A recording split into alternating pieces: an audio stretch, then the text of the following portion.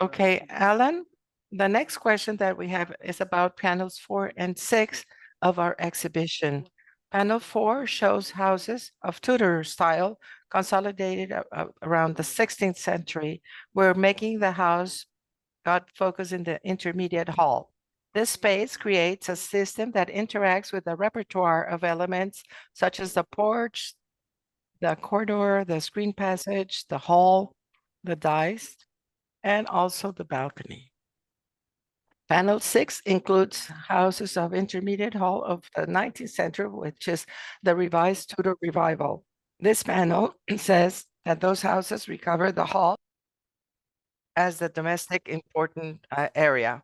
And that is where the spatial experience gets together in the house. So what do you think about the relationship between panels 4 and 6 and the declarations that we're making in them? You have the floor, Alan. Well, thank you. It raises so many interesting and complex questions, quite apart from where the hall is and what the hall does, which are questions about historical awareness and revival in many cases. But I think what I want to ask myself is, who are the people? What are their lives? How do they expect to use these spaces? How are the architects, when architects are involved, playing with these pieces, these elements, as they evidently do?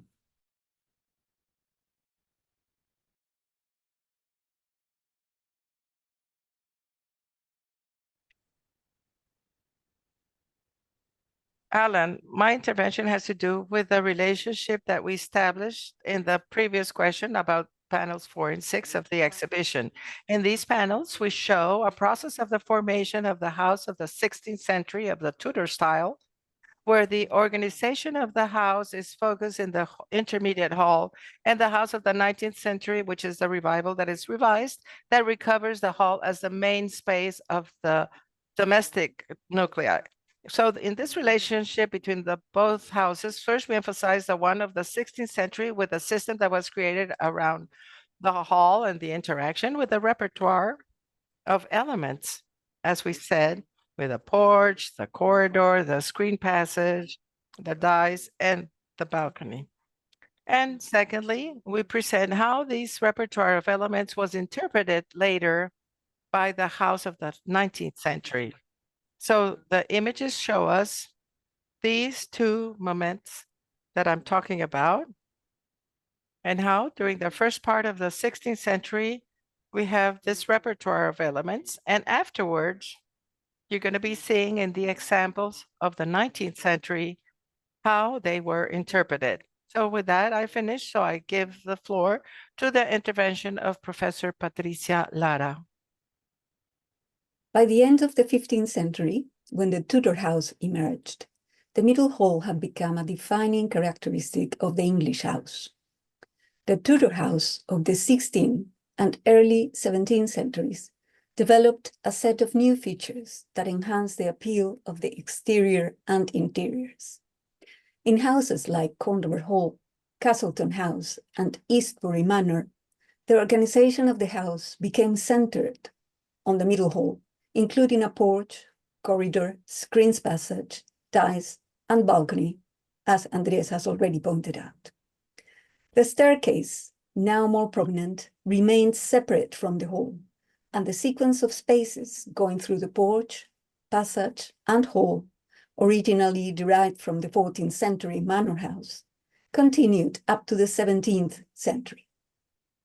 On the exterior, a series of features became typical of Tudor architecture, such as the pitched roof, gables, bay windows with integrated mullions, tall chimneys, masonry work surrounding doors and windows, and walls in masonry and exposed brickwork.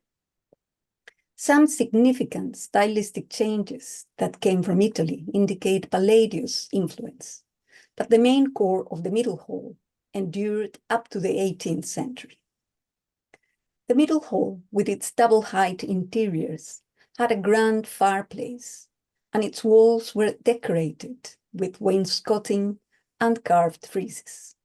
Most of these features were later taken up with the revival of the Tudor style in the second half of the 19th century.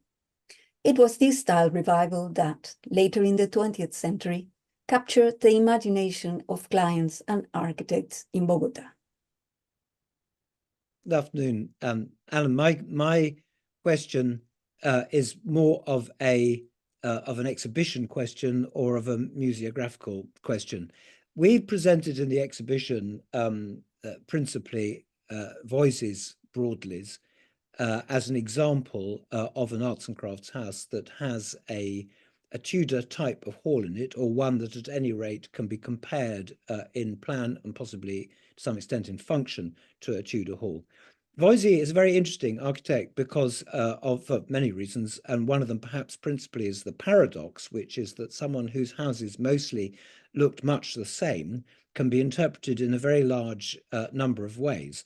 So my question is to you is, to what extent do you think that it is reasonable to show a Voisey house as being an exemplar of the way in which the plan and atmosphere of the medieval hall was revived in late 19th century architecture? It's a completely open question. My own work on Voisey suggests that he took much more directly from Tudor architecture than might have been thought, but that again I think is open to interpretation. The second question relates to a house, not Broadleys, but the Lees, the house by Walton, which is not a well-known house, which has at its centre a very large billiard room. It has a double height space, it has a gallery around that space, and it has a billiard table in the centre, which essentially means that unlike other big billiard rooms, which usually in Edwardian houses were put round the side, this one occupies the space which might be compared to a medieval hall. So therefore, my question is, to what extent do you think that the examples we have chosen convey the message about the genealogy of the house that they are intended to convey?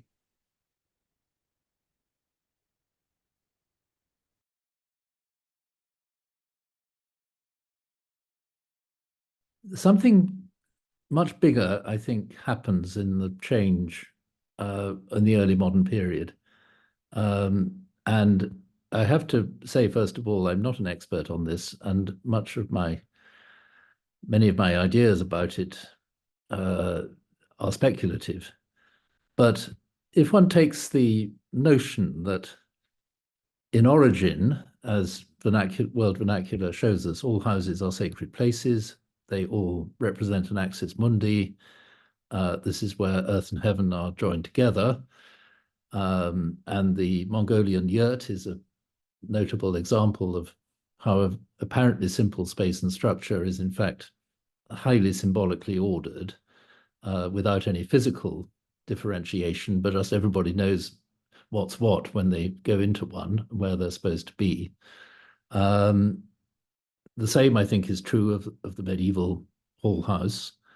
There were very strict codes, as I understand it.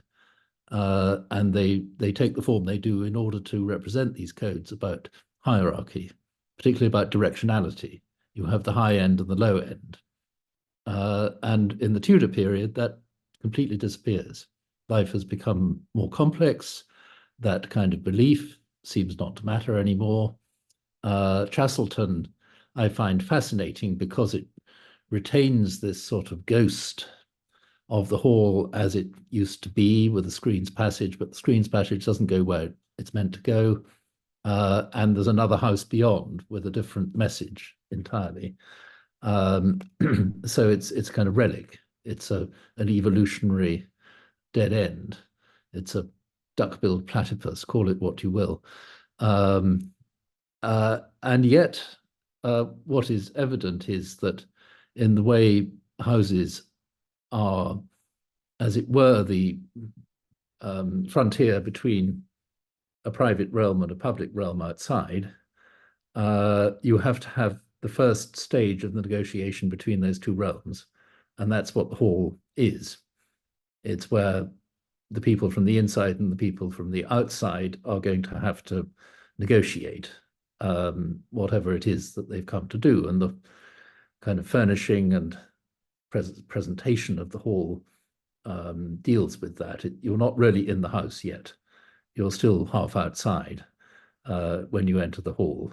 And so in terms of what Patricia was talking about, there is a survival of form, but I think the meaning has substantially altered. And that is perhaps the prelude for losing the hall, because it doesn't really mean anything anymore. And once you get into Palladian symmetry, there is still, you have to walk into the house through a main door. You have to have a space you get to, which is not a specific room, but it's a more generic room. But it no longer has the same directional form or any of what goes with that.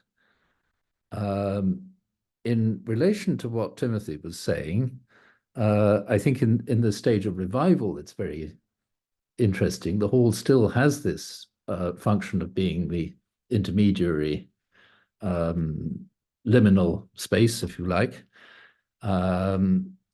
And yes, the Tudor period does set a good example, partly because it's very open in terms of its interpretation.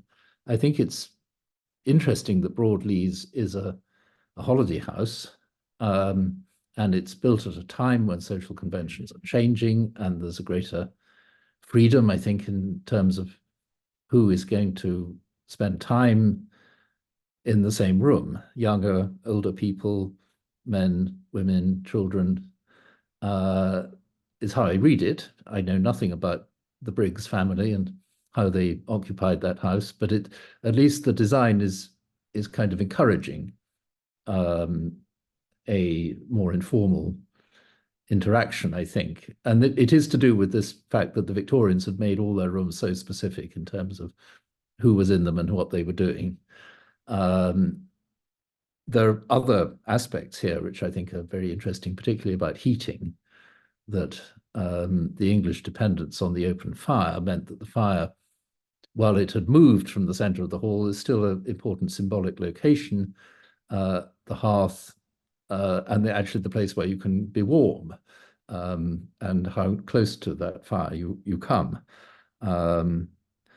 The billiard table at the Lees certainly is interesting, and it must tell us something about the people who lived there, that they were willing to sacrifice such a major part of that space to this immovable object. This is the thing, you can't pick up a billiard table and move it to another room.